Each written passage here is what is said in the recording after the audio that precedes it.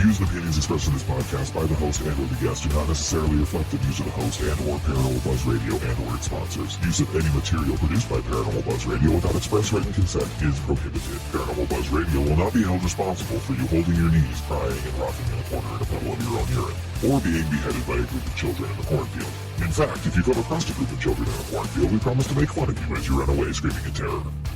Listener discretion is advised.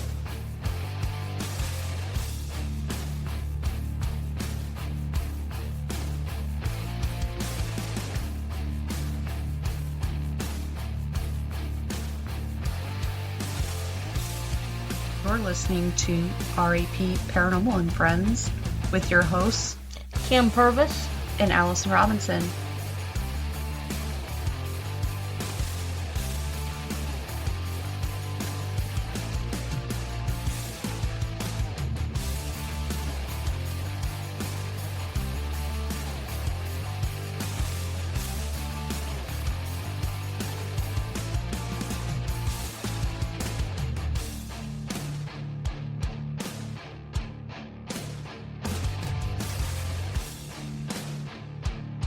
Make sure to check us out on our Facebook pages, RAP Paranormal and Friends and RAP Paranormal Busters, for up-to-date show information and events.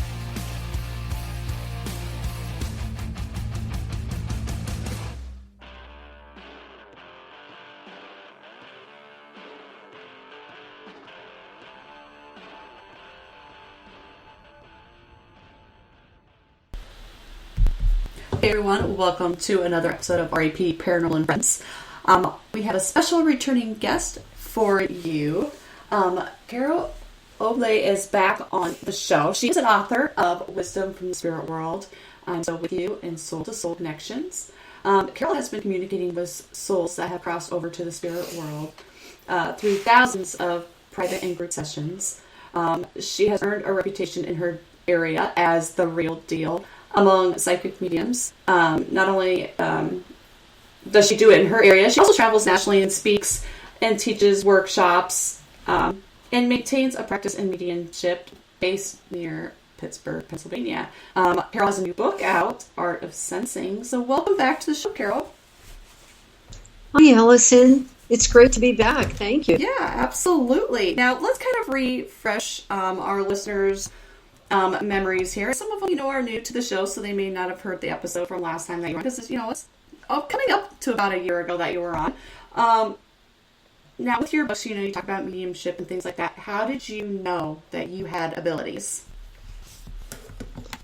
Well, the pathway found me, and I believe that's usually the way it is with most mediums. I'm of the school that mediums are born, not made. Mm-hmm. That doesn't mean that mediums are superior in any way. That simply means that, the soul actually plans its lessons before coming here, before coming into the physical world. And so I know that I planned this because I've had prior experiences, meaning prior incarnations, doing this sort of thing. Mm-hmm. So to answer the question, I didn't really come onto the pathway until my late 30s. Mm-hmm. And that's through something pretty devastating at the time, and that was a fire that burned me out of the business that I was running. Wow. And for about a year, I stumbled around. I was completely directionless, not knowing what am I supposed to do with my life. Mm-hmm. I remember at that time, I look back at it now and I think it's somewhat amusing, but it's where I was at the time that I said, God or Spirit, with a capital S, can you come down and just assign me a job? Yeah, right, yeah. Mm-hmm. I don't know what I'm supposed to be doing here. Mm-hmm. And in divine timing, that happened, but not that God himself or herself came down, but a friend called me and invited me to a metaphysical center near where I live. Mm-hmm. And I resisted that for a while because I thought, I don't have time to be playing around with this stuff. Mm-hmm. I need to find work and this and that. Mm-hmm. So she called again. Yeah. And this time I said, okay, I'll be there on Sunday. I put a dress on and I stepped into this metaphysical healing center. There was a big emphasis on healing, spiritual healing, hands-on healing in the center. So developing one's psychic ability and intuition. Mm-hmm. So I started going and attending on a regular basis. That was almost 30 years ago. Oh, wow. So I've been giving professional mediumship readings for almost 3 decades at this point, and have done some paranormal investigations, taught a lot of workshops. This is my 5th book. The Art of Sensing is the 5th book, and I already have plans for another one. Oh, wow. So I know that I'm in purpose, and that's one of the reasons I wrote. That was one of the inspirations for The Art of Sensing, because time and time again, through over 15,000 readings at this point, people want to know, why am I here? What is my purpose? How can my soul find happiness in service to humanity? And, what does that pathway look like?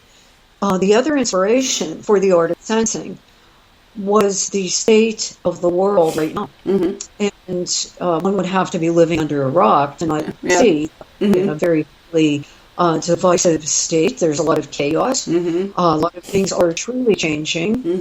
Some of that is based on my knowledge of astrology. I've studied that for many, many years. And I actually do these things called karmic astrology readings. So they're the map of the soul. The birth chart is the unique language of each individual's soul at the moment that soul came into physical incarnation. That's why you'll probably hear a lot of astrologers say it's always best to have the exact time of birth. Right. Because the planets were in certain signs, they were in certain relationships with one another, they were in certain houses or areas of the human life. So I thought about, how can I help people to find, instead of division that even I got caught up in. Right. So, the only I'm not on Facebook currently, and I think that Spirit took me off and my anger levels gone really down. To really help people understand the unity of all souls, and in fact all living beings, animals included, plants included, and how at the core level we are all spirit, we are all the same. And each individual, you, me, anybody who's listening to this, is irreplaceable in the mind of spirit, and nobody can take your part. Right. That's how important each soul is. So I wanted to share some of the immense wisdom that I have gleaned courtesy of from the spirit world and doing thousands and thousands of readings. Why did you decide to use your mediumship to help others? What made you decide to help others with that? Well, I don't know that I don't really have a choice. I'm saying that knowing full well about the reality of free will with each individual. But it felt right. It felt harmonious with what my soul had come here to do. And then I started, of course, immediately getting a lot of feedback from the readings. And, yes, validation about their spirit loved ones, but importantly also how the reading helped them, how it helped them on their journey of grief, how it helped them to understand, certain emotions, their life certain tragedies, people who have lost children, those sorts of difficult circumstances. And if I wasn't helping people, I don't think I'd be doing this. I mean, I really don't see a sense. I always say, don't do anything for money. Do it. Do it, number one, because you love it. Right. And I did many readings without being paid in the beginning. I had to do so many to become certified in mediumship through Delphi University, which is near Atlanta, Georgia. And so I was only supposed to do 5. I did 15. Just so I could to myself that, okay, this is real. That took a long time to build the self-confidence to know that, yes, I'm connected. Mediumship is not something that you can rest your laurels on. You constantly are upgrading, and the spirit guides, those folks who help us on our pathway, will constantly work with us because they know our mission too. And so they elevate themselves and they evolve as they help us. But it does take a long time to build self-confidence. Oh, I can believe that. Now, let's say that somebody does have, abilities, but they're not sure, how to hone them in or control them in certain aspects. What would you say to them? Like, how would you lead them in a path to, having more of a purpose with it, knowing what the purpose is? Take training. Mm-hmm. I have taken a lot of training, both in person at Lilydale, the spiritualist community in New York. Mm-hmm. I've also taught there multiple times. Mm-hmm. Most recently through Zoom. They offer Zoom, off-season Zoom classes now. Mm-hmm. The camp is usually only active during the summer months because upstate New Yorker, that late they get a lot of horrible snow and cold.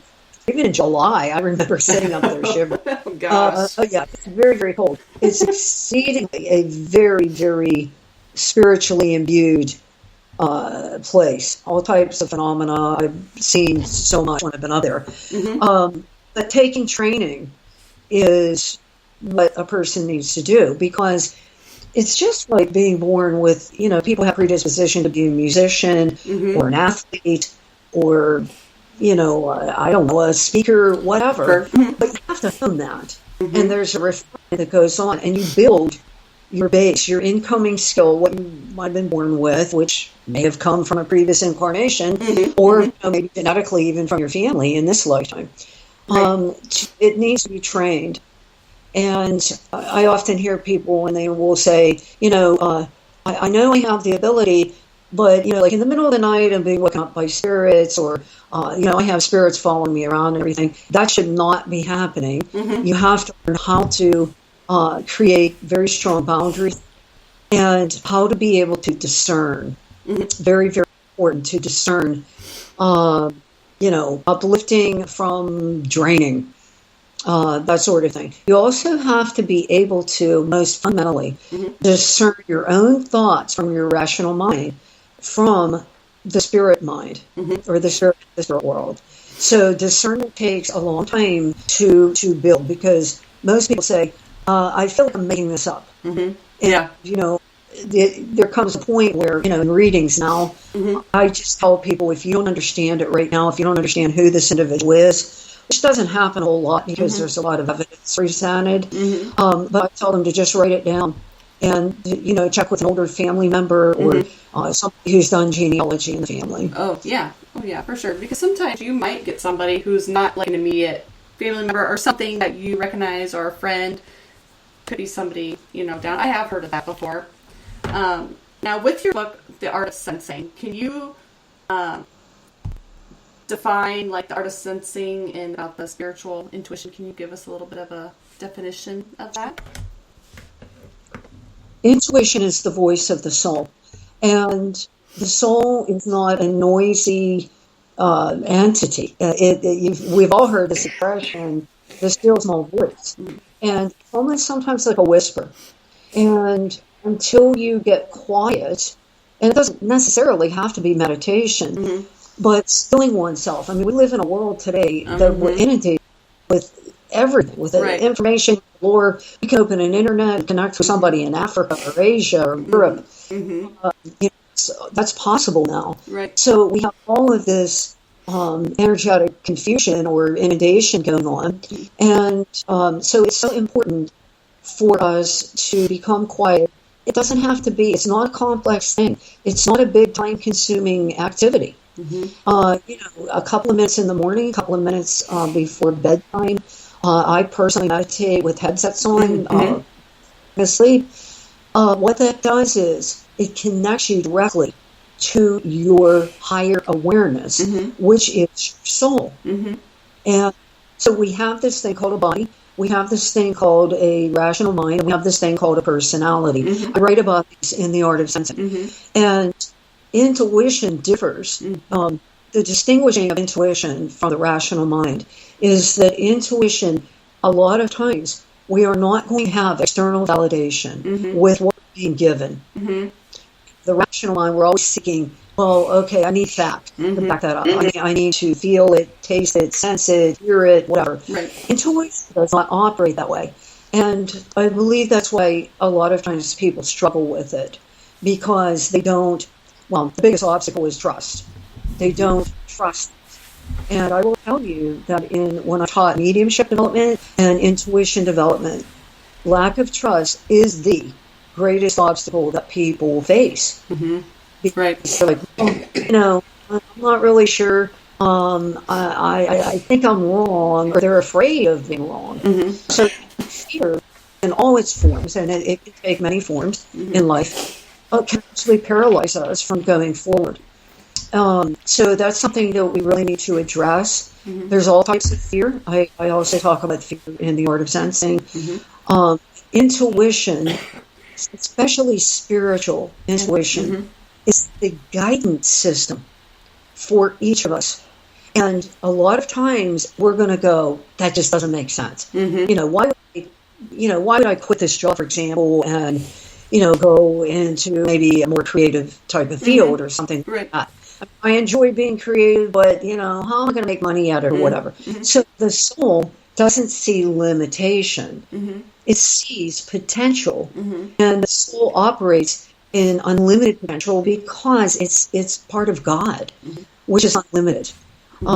So that is the main difference, of how we recognize intuition. Mm-hmm. And again, it's subtle, and it's something that, the more that we acknowledge it, it becomes more credible to us, more believable, and we trust it more. I don't know. Sometimes I think, I don't always trust my intuitions. And I think that's pretty normal for a lot of people, but why is but you talk about how important it is for us to do that, but sometimes, I think, because a lot of people they doubt themselves, or if they feel something, they feel, well, that can't really be true. Exactly. I distinguish between spiritual intuition and what I call sort of like mundane intuition, which is completely good. Right. Let's say you're driving to work in the morning or something, it's gut feeling. I need to go a different way to work. Yeah. I need to avoid that highway or that road or whatever it might be. And so you do that. You take the other pathway, and then you find out later in the day, there was a major accident there, or I don't know, nickel spill, or whatever it might be, and it was your soul going, avoid this type of suffering. Now, that word of suffering, and maybe in the case of taking a different road to work, it's not as suffering like we think of in relationships, or for example, losing a job, having a loved one pass, an illness, or whatever. But suffering is suffering, no matter what type of form it takes. The soul wants to elevate us above suffering. The mind will go, no, I want this. Right. You see what I'm saying? There's a big difference. The mind, or ego, which is an extension of the mind, and the ego, by the way, is not bad. In New Age, a lot of New Age philosophy, the ego is demonized. I don't believe that. It's necessary, and it can be a vehicle for wonderful work that we do, because we all have a unique personality. Right. But the point is, the soul is always navigating us towards happiness and service. And what's going to make our soul, our life, feel alive and joyful. Excuse me. Sorry. I've been holding that in for a little bit. With your book, Art of Sensing, you already touched base a little bit on the birth charts, but there was something in there that you talked about. You talked about soul pods. Now, what is the importance of us knowing, first of all, what is a soul pod for our listeners that, probably have no clue what that is? And second of all, why is it important to know which pod we belong to? Soul pods. Pod is another word for group. And the reason I chose pod was because I love all animals, and I don't know why, but it struck me about the dolphins that they travel in these like family groups, okay? And they even are very protective. I just saw a television show that featured a little clip about the dolphins, and I'm always amazed by nature. So soul groups are those souls that we travel with from lifetime to lifetime. And even in between lifetimes in the spirit world, we are with soul group or soul pod members. And so why?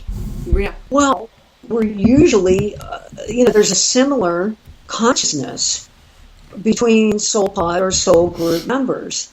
And the number one thing that they do, that the group does, is help one another. Mm-hmm.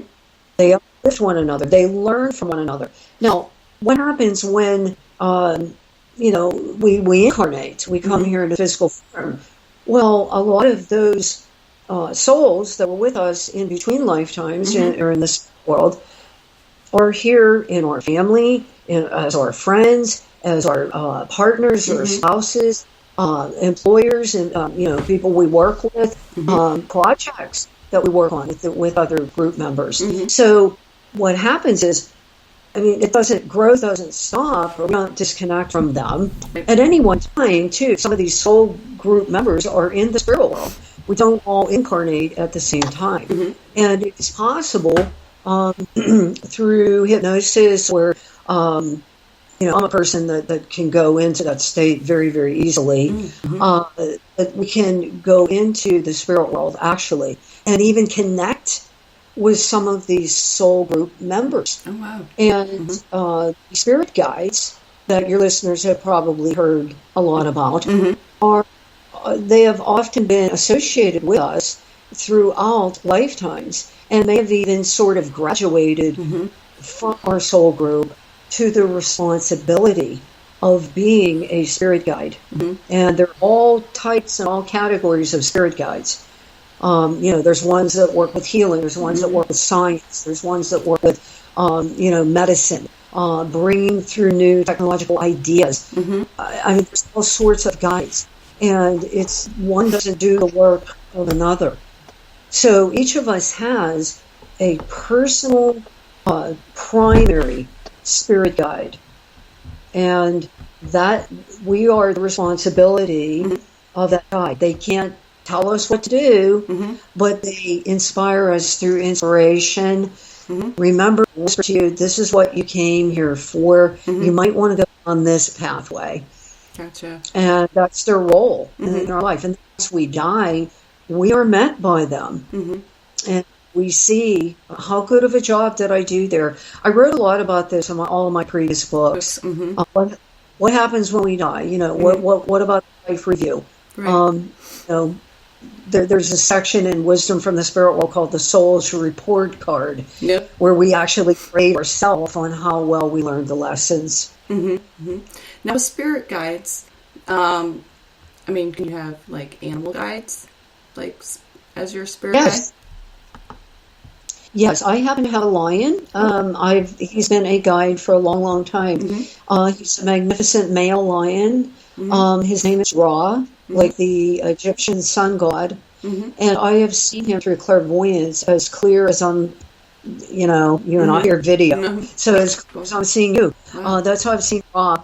And each animal will come with the specific qualities of that species. Oh, wow. So depending upon what the individual needs in life, the particular qualities, these animal guides will bring that quality. Now, with spirit guides and things, how do you know if you have a spirit guide? Do they just give you hints? Do they, you say that they can whisper to you or whatever, but how do you know what they look like? Or how do you come up with like a name or etc. for these spirit guides? Well, I think people become way too focused on names of spirit guides. Now, for example, every interview I do, everything I write about, all media I do, I talk about what I personally have experienced of being a medium for 30 years. So my experience is almost always there are names for loved ones who have passed, but rarely do I get names of spirit guides. And my reasoning for that, what I discovered is that usually they will identify themselves by their qualities and what they're working with you on. And that will sometimes come to me because I have great knowledge of the energy flow of the body through those things called the chakra or energy centers. Sometimes I say, there's a beautiful feminine guide, and sometimes there is a description of that guide. Usually they appear in the most recent incarnation that they've had, they will be dressed like that. They can take any appearance that they want because the spirit world is a place of thought. But they usually take on that particular appearance because that's either the qualities that they're working with you on. That was the most recent incarnation that they have, or one that was very prominent in their life. I would say, again, we were talking earlier about getting quiet. Right. I read a lot about that in The Art of Sensing, getting to know yourself and what that soul voice sounds like. That's also how you will meet your guides, is through getting still. And what you do is ask them to give you their unique calling card, and like a business card. And it sort of has their imprint on it. And for some people that might be, they get clairalience, which is smelling. I had a guide, he was an Indian gentleman, from the country of India. And I would smell knob chop incense when he came in. There's some people might get a energy sensation around their head or their shoulders or something. Some people might hear through clairaudience. Some people might just sense. Sensing, clairsentience is foundational to mediumship. So don't think that you're not getting anything because you're not seeing. You're right. I can tell you that sensing or feeling through that inner sense is just as important. Right. Now you talked about, excuse me, when you want to get in touch or with the spirit world or anything like that, you talk about how at night you like to get quiet or you put on headphones. Now, when you put on your headphones, do you have some kind of like sound in there, or are you just putting them on to knock out any sound around you, or what is your process? I listen to, I'm trying to recall the name. I'm sure you would know what it is, but hemisync, where it's a frequency with subliminal positive affirmations embedded within sounds. The one I'm listening to now is called Deep Sleep, but it takes you into the waves, which I can't remember right now. What are they? Delta waves? There's a different brain waves. But they synchronize that. And also those subliminal positive messages are embedded there. But what it usually does is I find that my connection with the spirit world really becomes intensified when I'm using that. Now, normally when I'm doing readings, it's there, absolutely. Sometimes when I don't even want it to be there, it's there. But definitely, there will be a spirit person that might come to me prior to a reading. Prior to group mediumship, there will be some spirit people. And I write that down, not knowing at all who's going to be group. So the hemisync, I believe, really is a sort of a portal that, one can get into that in-between state. The truth is this, that the in-between state, between sleeping and waking, is a very, very potent, place, I guess I would call it, to connect with the spirit world, to connect with your soul, and the messages that might be coming from the soul, and from spirit guides. Maybe that would help me meditate more if I tried it at night with some headphones, with something like that, instead of trying to do it throughout the day when I feel like I have other things I could be doing other than trying to, meditate, get one with myself, I should say. Do you ever come across that? Where you just feel like you feel like you should be doing other things when you need to take some time to... I went through a phase because the truth is, when I started on in my spiritual development, I would spend, and I mean like clockwork, eat supper, do the dishes.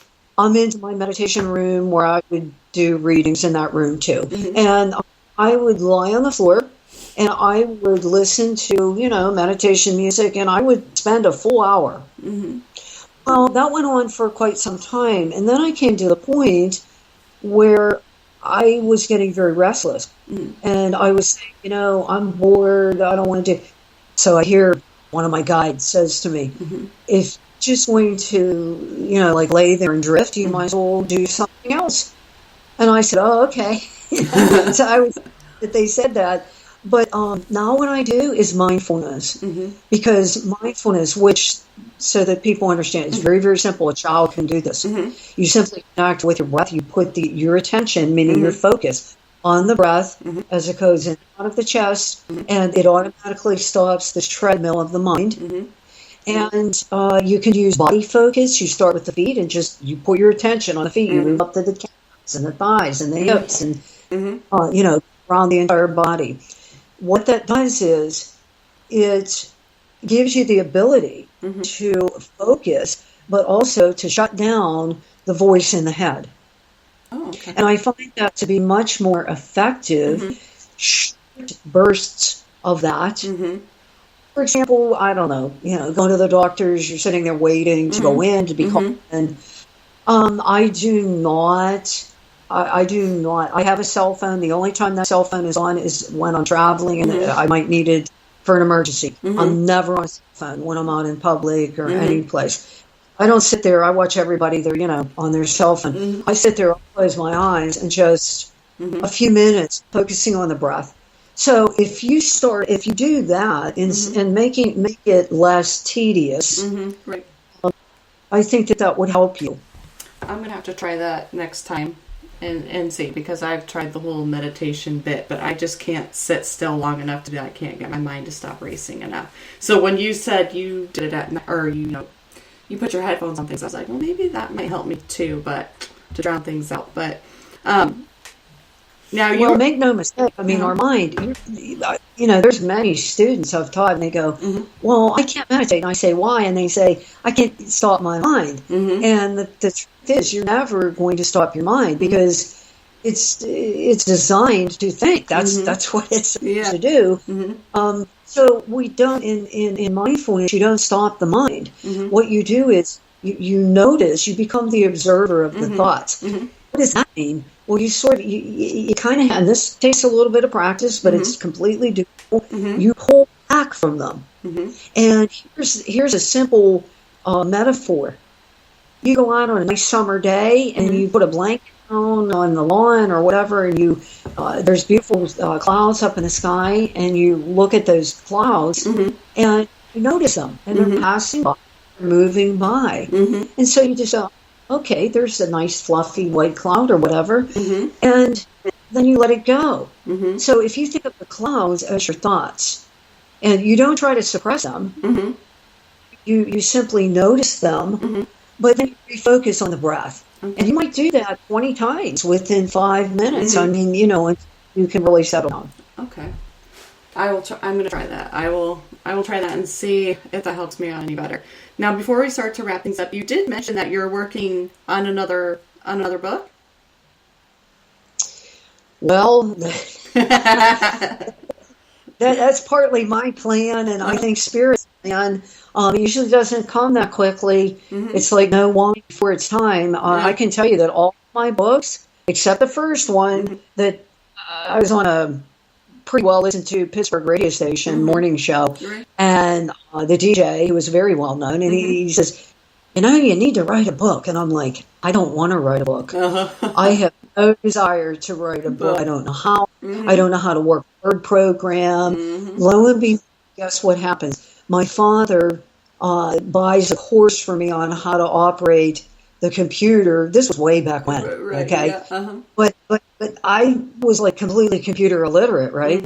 So Dad goes, oh, by the way, I purchased this course for you at the community college. Oh, my gosh.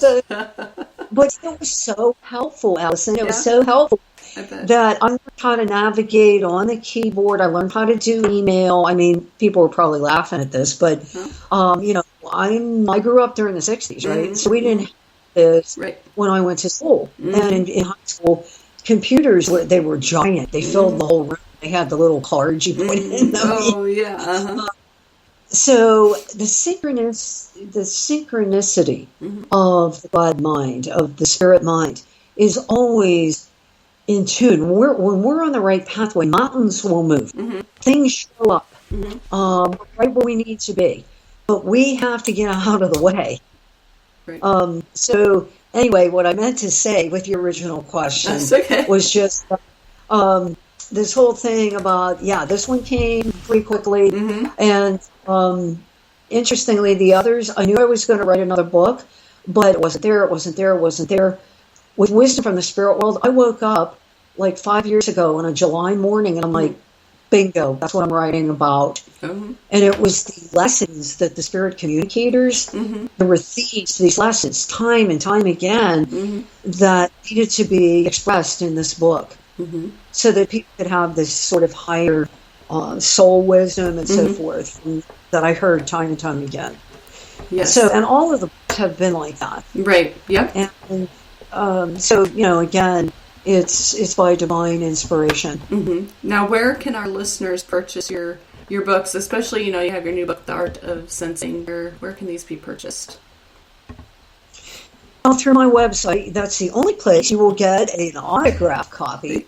I'll be having that on there very, very soon. The book is already listed on there, but I have the link to Amazon, which is another place you can order there. It's also on Kindle, ebook through Collective Ink. CollectiveInk.com is my publisher. My website is soulvisions.net. If anyone is interested in having a mediumship session, an astrology session with me, or a life guidance session, that's my website, soulvisions.net. And so I mean, Barnes and Noble too. I always forget they're one of our last physical bookstores. They are. Yeah, they are. So they have it too. Okay, perfect. Now, do you have like I know you said you have Facebook, but you're off of that right now. I know you have Instagram. I think I have you on there. But do you have like a YouTube channel or anything like that, or just your website? I do not, but I have many podcasts on there that I've been a guest on. I just started listing those on my website under events. The Coast to Coast link, you have to be a Coast Insider. I've been a guest there multiple times on Coast to Coast originally. So that is on there too, but you have to be a Coast Insider. I think it's well worth it. It's only like $7 a month or something, but you can listen to all, not just me, but all of the guests. He has if you're familiar with Coast, they have all paranormal and many interesting guests on there. So, yeah. Very cool. Well, thank you, Carole, for coming back on the show. And I hope that our listeners have taken away something from this. I'm sure they will. I mean, I have. And make sure that our listeners, you go check out her books. You can buy them on Amazon. If you want a hardback copy, you can do it on Amazon. Or if you want to go to Barnes & Noble, pretty much probably anywhere you can buy a book, you can probably find it there. Collective Ink. You can go to her website, soulvisions.net. We will also put that information on our social media as well. And thank you, Carole, for being on. It was a pleasure having you again. It was my pleasure. Thank you so much. Yes, absolutely. Until next time, everybody.